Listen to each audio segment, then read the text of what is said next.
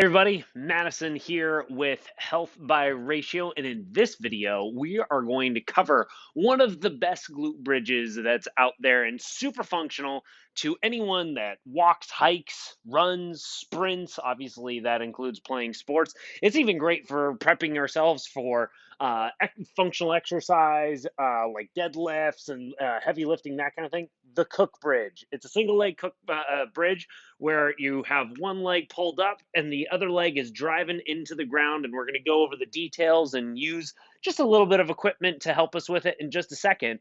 But first, so you know who the heck I am.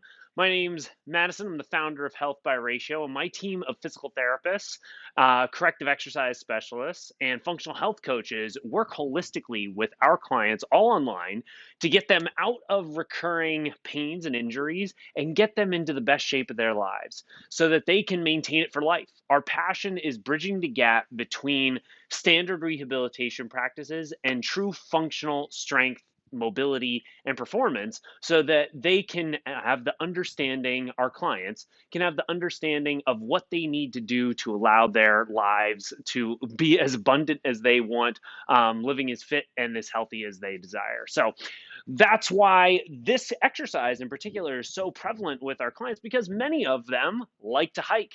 They like to backpack. Like Charlene, she goes like every month, just going on like a weekend backpacking trip.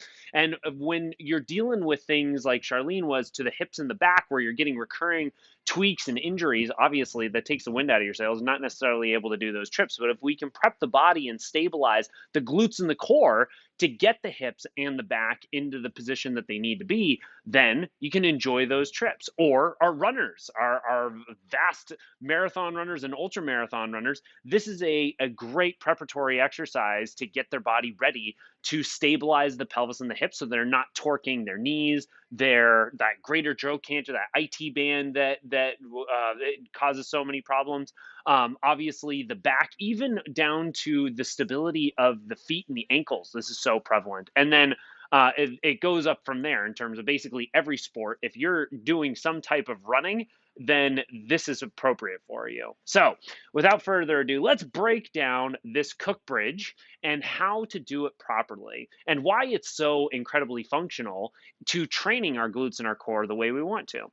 So, first and foremost, how we do this. We are going to be getting into a position where we're going to have a ball, or this could be a yoga block, it could be even a rolled up towel, something along those lines that we can place right into the corner of our hip where we can flex this leg up and get this knee into a position where I lock this ball right up against my core here. This is allowing me to practice the forward leg motion that I'm going to do, or stabilize the forward leg motion that I'm going to do when I'm hiking or walking or running and all that jazz. Then the down leg, we're going to be driving that heel into the ground to get our glutes active while keeping this hip in place. Now, to get the core working the way that we want as if we were running, we're going to have our opposite arm up to whatever knee is up. And we're going to have the other arm straight into the ground. And the less we push into the ground, the more our core is going to work. The more we push into the ground, the easier this is going to be for our core to stabilize us. Now, I'm just driving my heel down into the ground to get a nice lift up and then controlling back down. Keeping that ball in place, driving up, and then coming right back down. So you guys see that to the other side. We're getting into that ball place now on my right hip. I got my left heel into the ground, got my opposite arm up, and I'm driving into that glute bridge and then controlling back down, trying to keep my shoulders neutral against the ground the whole time. I'm not letting myself protract as I do this. I'm also not letting my head come off the ground as I do this. And I'm trying to keep my whole torso one unit as opposed to rolling the hips up as I do this. I want to keep a neutral spine the entire time. Now, if you are doing this and you're not able to get up very high, one, that's okay. It's normal.